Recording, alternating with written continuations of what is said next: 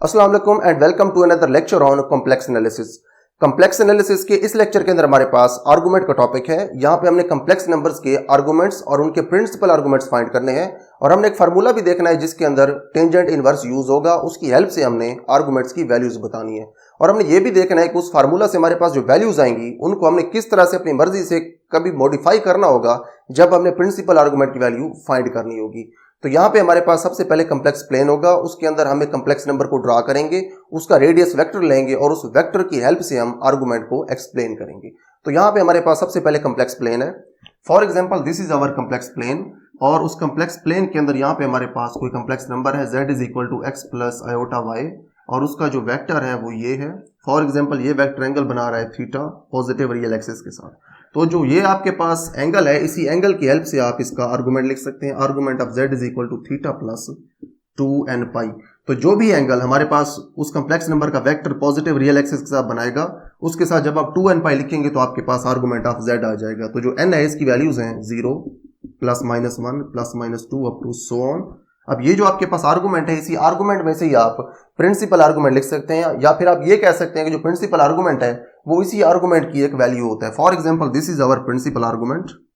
Principal argument of z जो है ये बराबर होता है थीटा के, लेकिन यहाँ पे जो थीटा होता है इसके ऊपर एक स्पेसिफिक कंडीशन होती है। कंडीशन ये होती है कि आपके पास जो थीटा है ये माइनस पाई से हमेशा बड़ा होना चाहिए और जो पाई है इससे छोटा होना चाहिए, लेकिन ये पाई के बराबर हो सकता है क्योंकि माइनस पाई और पाई इन दोनों के कभी आपको ये बराबर करना पड़ जाए तो आप पाई के तो इसको बराबर कर सकते हैं लेकिन आप माइनस पाई के बराबर इसको नहीं कर सकते। तो ये जो आपके पास कंसेप्ट है कि माइनस पाई के बराबर नहीं हो सकता, पाई के बराबर हो सकता है, इसको हम यहाँ पे with the help of a graph discuss करते हैं। फॉर एग्जांपल यहाँ पे हमारे पास एक और कॉम्प्लेक्स प्लेन है। इस कॉम्प्लेक्स प्लेन के अंदर फर्ज करें यहाँ पे हमारे पास -3 है और इस -3 का जो रेडियस वेक्टर है वो यहाँ पे होगा। अब ये जो रेडियस वेक्टर है ये इस पॉजिटिव रियल एक्सिस के साथ एंगल बना रहा है पाई इस साइड से, क्योंकि काउंटर क्लॉकवाइज जो एंगल है वो पॉजिटिव होता है। अगर आप इसको क्लॉकवाइज लेंगे तो ये एंगल नेगेटिव होगा माइनस पाई। अब आपके पास हैं दो चॉइसेस। अगर आप पाई एंगल लेते हैं तो आपके पास प्रिंसिपल आर्गुमेंट आएगा, अगर आप माइनस पाई लेते हैं तो आपके पास प्रिंसिपल आर्गुमेंट नहीं आएगा, क्योंकि यहाँ पे हमारे पास जो कंडीशन है वो क्लियर है कि जो थीटा है प्रिंसिपल आर्गुमेंट के अंदर यूज होने वाला। अब ये जो यहाँ पे हमने कंडीशन लिखी है ये सिर्फ प्रिंसिपल आर्गुमेंट के लिए है। ये वाला जो आपके पास आर्गुमेंट है इसके अंदर जो थीटा है ये इस रेंज के अंदर हो तब भी ठीक है, इस रेंज के अंदर ना हो तब भी ठीक है। यानी कि आपके पास जो माइनस पाई है ये से छोटा भी हो सकता है और पाई से बड़ा भी हो सकता है, लेकिन प्रिंसिपल आर्गुमेंट के लिए जो थीटा है ये माइनस पाई और पाई के दरमियान होना लाजमी है। तो यहाँ पे आपके पास जो कॉम्प्लेक्स नंबर है -3 इसका आप प्रिंसिपल आर्गुमेंट लिख सकते हैं। Principal argument of -3 is equal to pi. ठीक है, जो हमारे पास दो ऑप्शन थे हमने इसको चूज किया है। अब इसका हमने प्रिंसिपल आर्गुमेंट तो लिख दिया है लेकिन इसका हम आर्गुमेंट भी आप लिख सकते हैं। Argument of z is equal to argument of -3, क्योंकि z की वैल्यू यहाँ पे -3 है। अब आप प्रिंसिपल आर्गुमेंट की वैल्यू लिख लें, थीटा की जगह पाई प्लस 2n पाई। तो ये आपके पास इसके आर्गुमेंट की वैल्यू है। हमने यही कहा था कि जो थीटा है इसकी जगह प्रिंसिपल आर्गुमेंट भी हो सकता है, कोई और वैल्यू भी हो सकती है। तो हम यहाँ पे इसके आर्गुमेंट की एक और भी वैल्यू लिख सकते हैं। Argument of -3 is equal to, अब यहाँ पे तो हमने इसका प्रिंसिपल आर्गुमेंट लिखा था, इसकी एक और भी एंगल की वैल्यू है जो कि पॉजिटिव रियल एक्सिस के साथ बना रहा है, वो वैल्यू है माइनस पाई। आप इस पाई की जगह माइनस पाई भी लिख सकते हैं, minus pi plus 2n pi. तो आपके पास अब टोटल 3 आर्गुमेंट्स आ गए। एक ये प्रिंसिपल आर्गुमेंट है, एक ये आर्गुमेंट की वैल्यू है और ये यहाँ पे एक और आर्गुमेंट की वैल्यू है। तो जो प्रिंसिपल आर्गुमेंट है इसके अंदर जो a है वो आपने कैपिटल लिखना है और दूसरा आपके पास जो आर्गुमेंट है जिसके अंदर आपने 2n पाई लिखना है उसका आपने a स्मॉल लिखना है, उसका आपने कैपिटल नहीं करना। उसके बाद नेक्स्ट हमारे पास आर्गुमेंट के ऊपर कुछ इंपॉर्टेंट एग्जांपल्स हैं। यहाँ पे हमने इन कॉम्प्लेक्स नंबर्स के आर्गुमेंट्स और उनके प्रिंसिपल आर्गुमेंट्स बताने हैं। यहाँ पे हम सिर्फ देख के बताएंगे, यानी कि कॉम्प्लेक्स प्लेन के अंदर हम कॉम्प्लेक्स नंबर्स को ड्रा करेंगे और वहां पे उनके जो रेडियस वेक्टर्स होंगे उन वेक्टर्स की हेल्प से हम उनके आर्गुमेंट्स और प्रिंसिपल आर्गुमेंट्स बताएंगे। लेकिन इनके ऊपर एक प्रॉपर फार्मूला भी होता है जिसके अंदर टेंजेंट इनवर्स यूज होता है। ये हम इन एग्जांपल्स के बाद देखेंगे कि हम किस तरह से टेंजेंट इनवर्स को यूज करके कॉम्प्लेक्स नंबर्स के आर्गुमेंट्स और प्रिंसिपल आर्गुमेंट्स फाइंड कर सकते हैं। तो यहाँ पे हमारे पास इसकी पहली एग्जांपल है। इस एग्जांपल के अंदर जो z है इसकी वैल्यू है -1 प्लस आयोटा। तो इस कॉम्प्लेक्स नंबर को हम यहाँ पे ड्रॉ करेंगे कॉम्प्लेक्स प्लेन के अंदर। For example this is our complex plane. यहाँ पे आपने रियल एक्सिस के अलॉन्ग -1 यूनिट्स जाना है और इमेजिनरी एक्सिस के अलॉन्ग आपने 1 यूनिट्स जाना है। यहाँ पे है आयोटा, तो आपने -1 प्लस आयोटा अगर लेना है तो आपको यहाँ पे लेना पड़ेगा। दिस इज -1 प्लस आयोटा और इसका जो वेक्टर है वो ये है। ठीक है, ये इसका वेक्टर है ओरिजिन से। अब आपने इसका एंगल फाइंड करना है, इसका एंगल यहाँ पे है थीटा। अब इसका जो वेक्टर है आपके पास इसके एंगल्स लेने के आपके पास दो ऑप्शंस हैं, या तो आप इधर से काउंटर क्लॉकवाइज ले सकते हैं जो कि पॉजिटिव एंगल आएगा, या फिर आप इधर से ले सकते हैं क्लॉकवाइज जो कि एक नेगेटिव एंगल आएगा। अगर आप इधर से एंगल लेते हैं तो ये पाई से छोटा एंगल आता है और माइनस पाई से बड़ा आता है, यानी कि ये प्रिंसिपल आर्गुमेंट की जो रेंज है उसके अंदर फॉल करता है। तो हम इसीलिए इस साइड से एंगल लेंगे क्योंकि प्रिंसिपल आर्गुमेंट आएगा और हम पहले इसका प्रिंसिपल आर्गुमेंट फाइंड कर लेंगे। लेकिन अगर हम इधर से लेते हैं तो आर्गुमेंट फाइंड करते हुए तो हमारे पास वो वाली वैल्यू वैलिड होगी, लेकिन प्रिंसिपल आर्गुमेंट वो नहीं बन पाएगी। उसकी वजह ये है कि जैसे ही आप यहां से ट्रेवल करेंगे और यहां पे पहुंचेंगे तो आपके पास माइनस पाई आएगा, लेकिन हम माइनस पाई के बराबर प्रिंसिपल आर्गुमेंट के अंदर एंगल नहीं ले सकते। लेकिन जैसे ही आप इधर से आगे बढ़ेंगे तो ये जो एंगल क्योंकि नेगेटिव आप आ रहे हैं, जैसे ही आप ज्यादा होंगे यहां से या यहां तक पहुंचेंगे तो ये माइनस पाई से जो इसकी वैल्यू है वो कम हो जाएगी। तो प्रिंसिपल आर्गुमेंट के अंदर आप माइनस पाई से कम वैल्यू भी नहीं ले सकते एंगल की। तो हम प्रिंसिपल आर्गुमेंट के लिए इस एंगल को प्रेफर करेंगे। तो ये एंगल है कितना, इसको हम देख के बता सकते हैं। हम ये देख सकते हैं कि इसका जो रेडियस वेक्टर है ये इस दूसरे क्वाड्रेंट को दो हिस्सों में बराबर कट कर रहा है, यानी कि -1 + 1 जो है ये बिल्कुल दरमियान में यहाँ पे लाई कर रहा है इसका वेक्टर। तो इसका जो वेक्टर है ये 90 डिग्री के एंगल को दो पार्ट्स के अंदर डिवाइड कर रहा है। तो जो 90 का एंगल टोटल था उसके अंदर 45 का इधर रह गया और 45 का एंगल इधर रह गया। तो इसका मतलब ये हुआ कि जो 45 है वो क्योंकि π/4 है तो ये वाला जो पोर्शन है ये π/4 के बराबर है। उसी तरह से यहाँ भी आपके पास 90 डिग्रीज हैं। अगर यहाँ से इसको हम हाफ करें तो π/4 इधर है और π/4 एक इधर है। तो टोटल कितने π/4 है इनको अब हम काउंट कर लेते हैं। अगर इसको हम यहाँ से हाफ कर दें इस पहले क्वाड्रेंट को तो एक π/4 यहाँ तक होगा, दूसरा π/4 यहाँ तक होगा और तीसरा π/4 यहाँ तक होगा, यानी कि π/4, 2π/4 और 3π/4। तो ये जो आपके पास एंगल है ये है 3π/4। ठीक है, जिस तरह से हमने इसको देख के बता दिया है कि ये कितना एंगल यहाँ पे बनता है। इसका फार्मूला भी है, ये हम इन एग्जांपल्स के बाद देखेंगे कि हम फार्मूला की हेल्प से किस तरह से कॉम्प्लेक्स नंबर्स के आर्गुमेंट्स बता सकते हैं। तो यहाँ पे हमने देख के बता दिया कि इसका जो प्रिंसिपल आर्गुमेंट है वो है 3π/4। तो अब यहाँ पे इसका प्रिंसिपल आर्गुमेंट अब लिखेंगे। जो प्रिंसिपल आर्गुमेंट है हमारे पास z का कैपिटल A वाला वो बराबर है 3π/4 के। प्रिंसिपल आर्गुमेंट तो इसको हमने लिख दिया है, हमने अब इसका दूसरा आर्गुमेंट भी लिखना है जिसके अंदर ज्यादा वैल्यूज होती हैं। उसके लिए आप प्रिंसिपल वैल्यू यूज कर लें 3π/4 + 2nπ। हमने अब एक बात और की थी कि जब आप आर्गुमेंट लिखेंगे प्रिंसिपल आर्गुमेंट के अलावा दूसरा आर्गुमेंट ये वाला आर्गुमेंट, इसके अंदर यहाँ पे आप प्रिंसिपल वैल्यू भी लिख सकते हैं। प्रिंसिपल वैल्यू के अलावा कोई और वैल्यू भी आप थीटा की लिख सकते हैं। तो यहाँ पे हम कोई और वैल्यू थीटा की यहां से देखते हैं। जैसे कि हमने कहा था कि प्रिंसिपल वैल्यू के लिए तो हमें मजबूरन यहां पे ऐसे ट्रेवल करना पड़ा था, हम दूसरे आर्गुमेंट के लिए ये वाली वैल्यू हम यहां पे कंसीडर करके देख लेते हैं। तो जैसे कि हमने कहा है कि ये वाला जो पोर्शन है ये बनता है π/4, उसी तरह से यहां भी हमारे पास दो π/4 बनेंगे, एक π/4 इधर, दूसरा π/4 इधर। उसी तरह से हमारे पास इस पोर्शन के अंदर भी या इस क्वाड्रेंट के अंदर भी दो π/4 बनेंगे, एक π/4 यहाँ पे और दूसरा π/4 यहाँ पे। तो हम एंगल को यहाँ से मेजर करते हैं 1π/4, 2π/4, 3π/4, 4π/4 और 5π/4। तो यहाँ पे जो टोटल एंगल है इस साइड से ये बनता है 5π/4। लेकिन ये प्रिंसिपल वैल्यू नहीं है, लेकिन ये माइनस भी है। अब ये माइनस क्यों है? क्योंकि यहाँ पे आप क्लॉकवाइज जा रहे हैं। जब आप क्लॉकवाइज जाते हैं तो आपके पास जो एंगल होता है वो माइनस होता है, तो ये एंगल इसलिए माइनस होगा। यहाँ पे माइनस लगाना जरूरी है। अब ये वैल्यू आप देख सकते हैं कि जो -π है उससे ये छोटी वैल्यू है। जो पाई है माइनस वाला वो तो यहाँ तक होता है, लेकिन जैसे ही आप नेगेटिव रियल एक्सिस को क्रॉस करते हैं तो ये जो आपकी वैल्यूज है ये -π से छोटी होती जाती हैं। तो ये जो वैल्यू है ये -π से छोटी है, लेकिन जो प्रिंसिपल आर्गुमेंट है उसके लिए जो थीटा होता है वो इस तरह से होता है, वो -π से बड़ा होना चाहिए, यानी कि उससे छोटा हम नहीं ले सकते, और जो पाई है उससे छोटा होना चाहिए, उसके बराबर होना चाहिए। तो हमने प्रिंसिपल आर्गुमेंट के लिए ये वैल्यू चूज की है, लेकिन ये भी वैल्यू हमारे पास एक एंगल की ही वैल्यू है, जो कि ये वाला वेक्टर जो कि इस कॉम्प्लेक्स नंबर का वेक्टर है ये इस पॉजिटिव रियल एक्सिस के साथ बना आ रहा है। तो आप इस एंगल को अपने आर्गुमेंट के अंदर यूज कर सकते हैं। तो आर्गुमेंट की हमारे पास जो वैल्यू है वो एक और वैल्यू भी आ सकती है -5π/4 + 2nπ। ठीक है, ये आपके पास इस आर्गुमेंट की दूसरी वैल्यू है।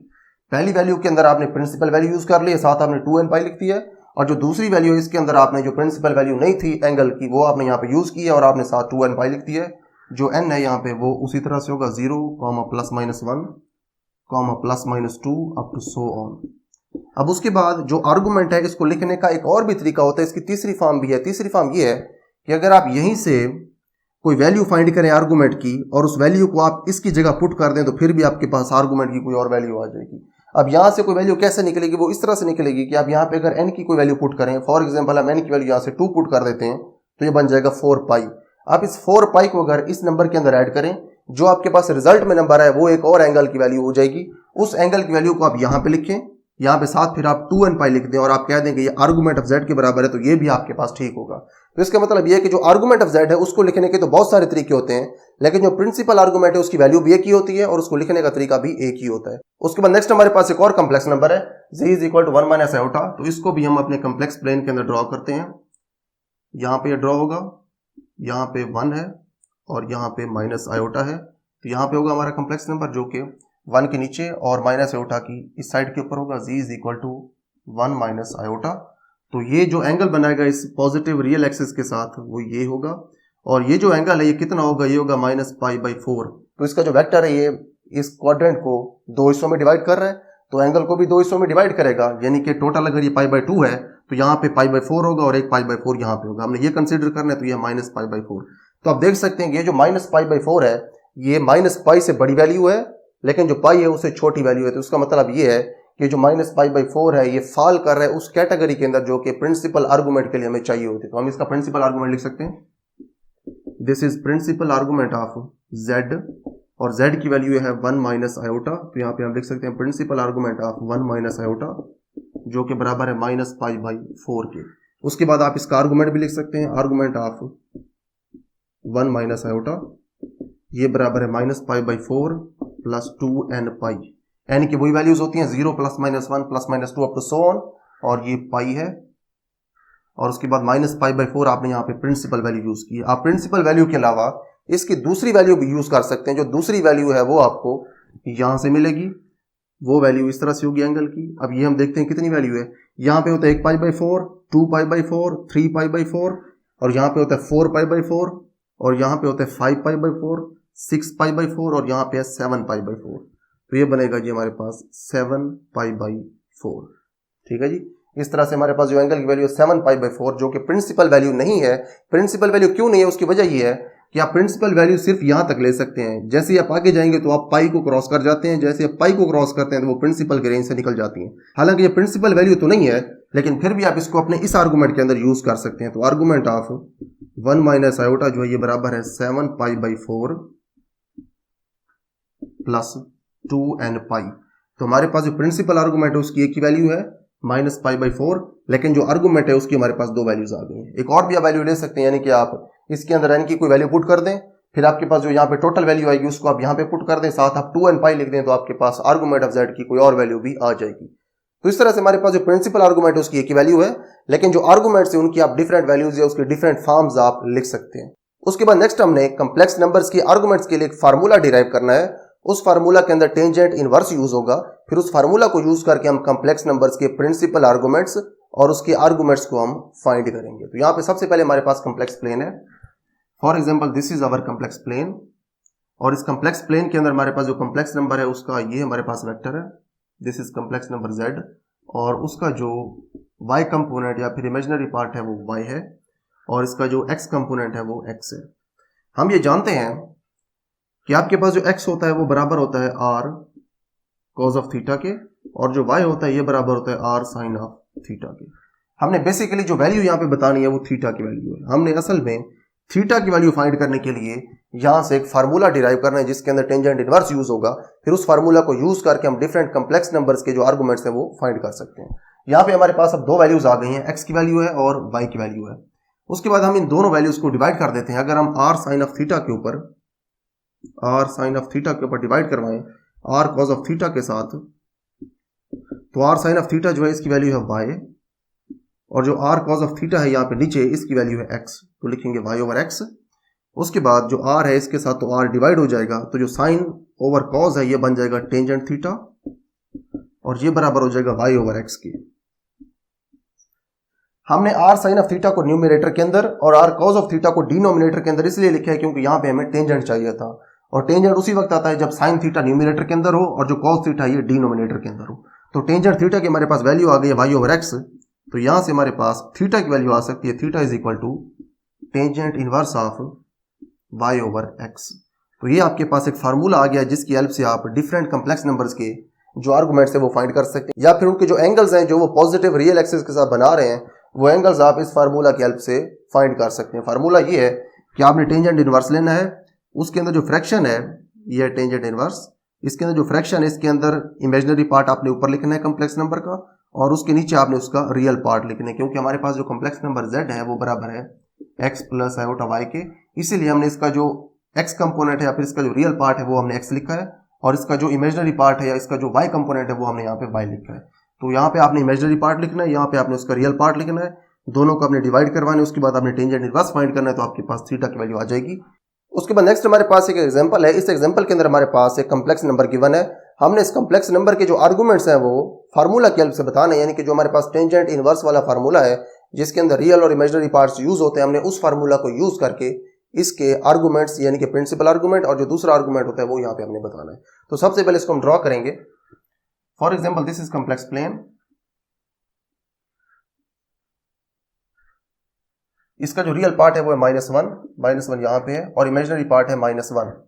तो इमेजिनरी एक्सिस के ऊपर भी -1 इतने डिस्टेंस के ऊपर होगा, या -1 या माइनस आयोटा इसको कह सकते हैं। तो आपके पास जो कम्प्लेक्स नंबर है वो यहाँ पे बनेगा। इसका ये है रेडियस वेक्टर। अगर आपने इसको देख के बताना है कि प्रिंसिपल आर्गुमेंट क्या हो सकते हैं तो वो भी हम बता सकते हैं। अगर आप यहाँ से आएंगे तो जो आर्गुमेंट की वैल्यू है वो पाई से बड़ी हो जाएगी, तो आप ये वैल्यू नहीं ले सकते। जब आप यहाँ पे आएंगे तो ये वैल्यू जो है ये -पाई से बड़ी होगी, लेकिन पाई से तो छोटी होगी, ये आप ले सकते हैं। ठीक है जी, ये होगी जो आपके पास प्रिंसिपल आर्गुमेंट की वैल्यू। लेकिन यहाँ पे हमने क्योंकि फार्मूला यूज करना है तो फार्मूला को यूज करके देखते हैं कि हमारे पास क्या वैल्यू निकलती है। यहाँ पे हमारे पास जो थीटा के लिए फार्मूला होता है वो होता है tangent inverse of y over x। तो यहाँ पे जो y की वैल्यू है वो है -1, क्योंकि इसका इमेजिनरी पार्ट -1 है, और x की जो वैल्यू है वो भी -1 है, क्योंकि रियल पार्ट इसका -1 है।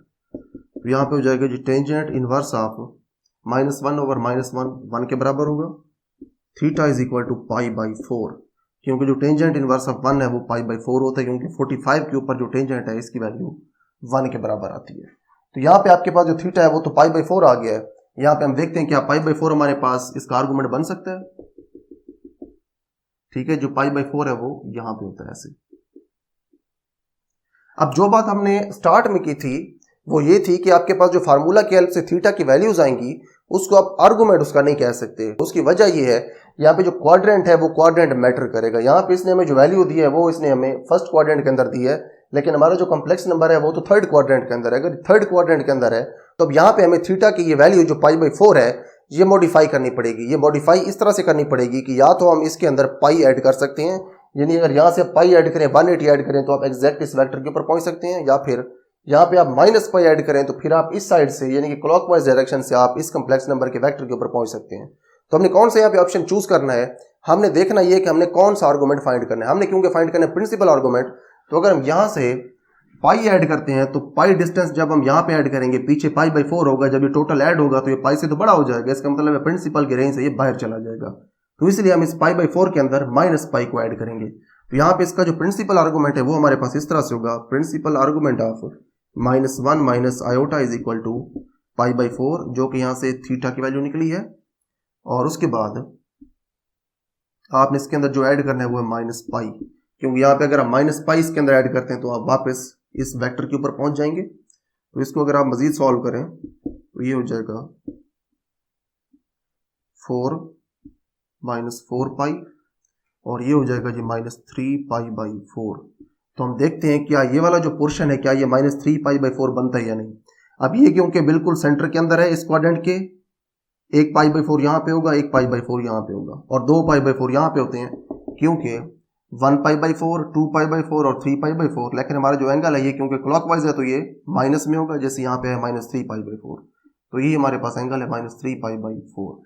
तो इसी तरह से हमने जो स्टार्ट के अंदर कहा था कि आपके पास जो थीटा की वैल्यू होती है वो प्रिंसिपल आर्गुमेंट हो भी सकती है और प्रिंसिपल आर्गुमेंट नहीं भी हो सकती, तो उसको आपने मॉडिफाई करना होता है। तो यहाँ भी आपके पास जो टेंजेंट इनवर्स है y/x का, ये हमेशा आपको थीटा की वैल्यू तो दे देगा, लेकिन ये गारंटी नहीं है कि वो प्रिंसिपल वैल्यू होगी या नहीं। तो इसीलिए उस कम्प्लेक्स नंबर को ड्रा करना जरूरी है।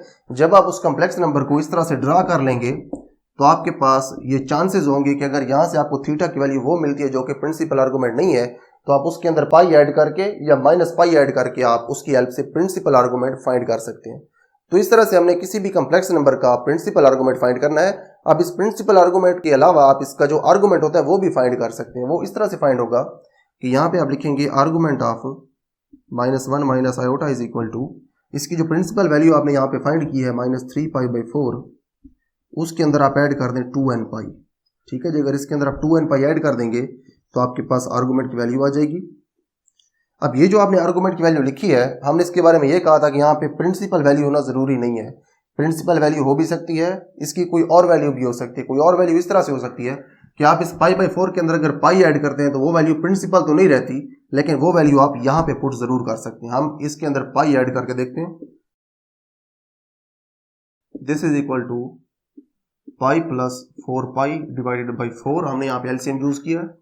This is equal to 5π/4। तो जो 5π/4 है ये वाला एंगल है टोटल, जो कि ये पॉजिटिव रियल एक्सिस के साथ बना रहा है, क्योंकि यहाँ पे है 1π/4, 2π/4, 3π/4, 4π/4 और यहाँ पे है 5π/4। यहाँ पे आप इस आर्गूमेंट की एक और फॉर्म भी लिख सकते हैं। Argument of -1 minus iota is equal to 5π/4 plus 2n π, where n is equal to 0 +-1 +-2 up to so on. तो आप इस तरह से टेंजेंट इनवर्स के फार्मूला को यूज करके कॉम्प्लेक्स नंबर्स के आर्गुमेंट्स और प्रिंसिपल आर्गुमेंट्स की जो वैल्यूज हैं वो बता सकते हैं। लेकिन आपने ख्याल ये रखना है कि आपने हमेशा अपने कॉम्प्लेक्स नंबर को इस तरह से स्केच जरूर करना है, ताकि आप थीटा की वैल्यू को अपनी मर्जी से मॉडिफाई कर सकें जब आपने प्रिंसिपल आर्गुमेंट फाइंड करना हो। तो ये हमारे पास कॉम्प्लेक्स नंबर्स के लिए आर्गुमेंट्स फाइंड करने का एक मेथड था, जिसके लिए हमने एक फार्मूला भी डिराइव किया है। हमने उसके ऊपर कुछ एग्जांपल्स भी देखी हैं। तो इस लेक्चर के लिए इतना ही। See you in the next video with some other very important topic on complex analysis.